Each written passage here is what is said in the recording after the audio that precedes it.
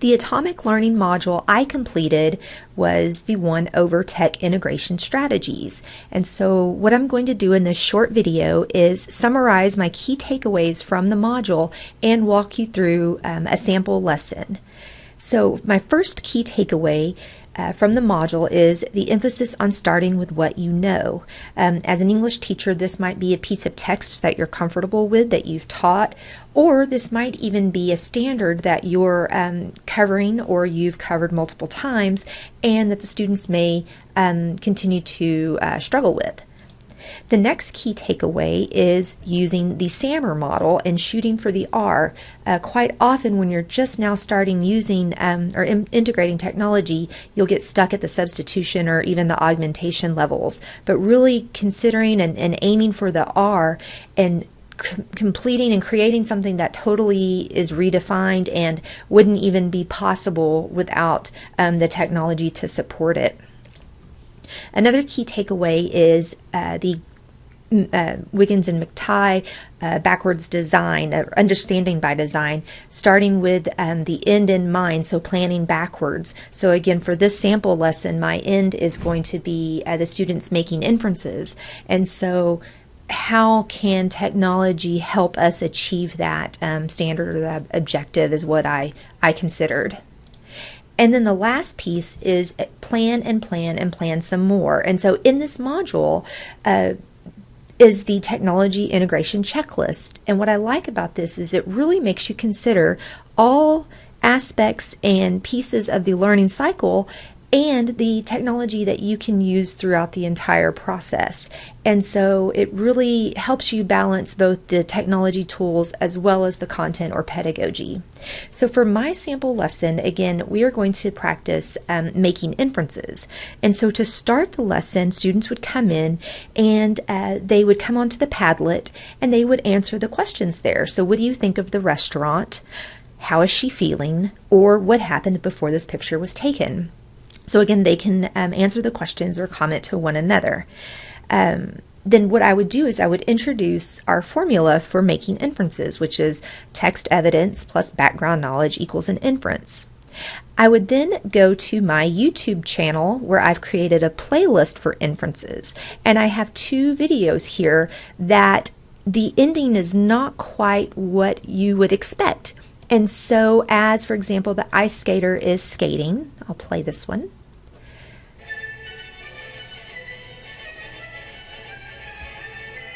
Okay, I'm going to pause it right before she jumps, and I would say turn to your elbow partner, and at this point, what are the options? What do you think is going to happen?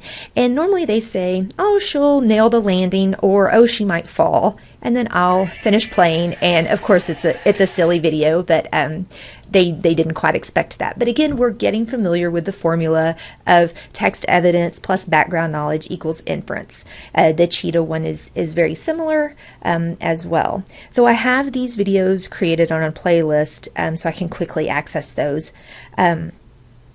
So then we would again talk more about our formula, and what I would do next is I would show them a picture that I would zoom out of. And so I've got this in a PowerPoint, so give me just a moment to cue this up. Okay. So again, we would start with this piece of the image that I've zoomed in. Of course, I've cropped everything else out. So I'd ask them, again, describe what you see. So again, my background knowledge says, well, this is probably, you know, in a time that's past because of the dress or maybe even the way the lady has her hair or etc. And then on the next slide, I'm going to zoom out just a little bit. Okay, turn and talk. What do you think is happening here? Okay, well, it's still quite hard to make out. And again, I'm going to zoom out a little bit more. Now you see a little glimpse of the title below, and that guy is wearing a uniform. Again, what kind of uniform is it? So we're still practicing the background knowledge plus, you know, our text evidence here is actually pictures, but we're practicing how to make those inferences. And again, then I would reveal the final picture of the assassination of President Lincoln. So again, still introducing them to both the concept as well as the formula, and again, using technology along the way there. Then what we would do is we would break into centers or stations, and I would have Station 1 would be the students, again, watching either Toby Keith's A Little Too Late or Hoobastank's The Reason, or of course any other videos that you deem appropriate. What I like about those is, again, the endings lend themselves to making inferences because you can't quite predict it. And so again, they would watch those videos using Edpuzzle and record their inferences in a reader's notebook. At the next station, Station 2, these students would read a passage, and it's called the laundry. It's all about doing the laundry, but the detail doesn't quite say they're doing the laundry. So it really leaves you questioning, again, what is being described here. So they would read the laundry, and again, they would record some of their inferences on a Google Doc. At the teacher table with me, we would read this article, or it's a short story from NPR called The First. And this is a really good story because, again, the narrator and her family are different in some way. We don't know quite what it is until the end, and so we've got all these clues that help us along the way try to figure out and characterize the narrator. And so we would read The First, and we would record on our choice here, either a Google Doc, or if you're using Google Classroom, they could record their inferences that way as well. And then at the Station 4, the last station, they could do this really fun Inference Riddles website. And so it shows clues, and you can guess what is being described or guess what is being detailed in the riddle there. So students really like that.